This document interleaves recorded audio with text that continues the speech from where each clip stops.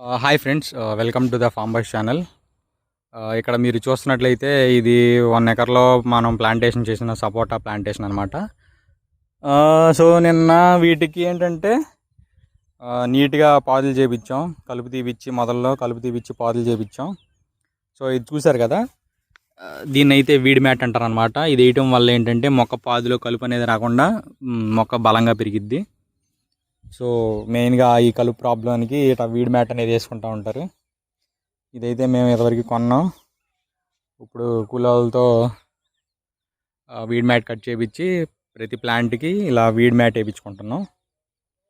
Okay, so ఇదైతే 2 years plant, కాలాపత్తి సపోటా variety. So దీనికి 5 yearsకి వరకు ఆదాయం రాదు. 5 years తర్వాత అంటే 5 years ఇలా పిందెలు వస్తాయి కదా, ఈ పిందెల్ని ప్రూన్ చేసుకోవాలి మనం, ఎప్పుడు కట్ చేసుకుంటూ ఉండాలి చెట్టుకు బలం కోసం. ఒక 5 years వరకు, 5 years నుంచి మనం క్రాప్ అయితే వదులుకోవచ్చు. Okay, కాలాపత్తి sapota variety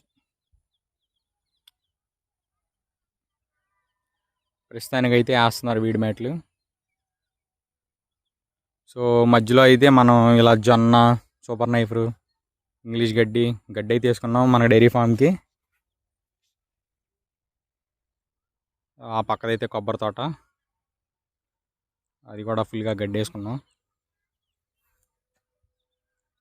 okay, thanks, by.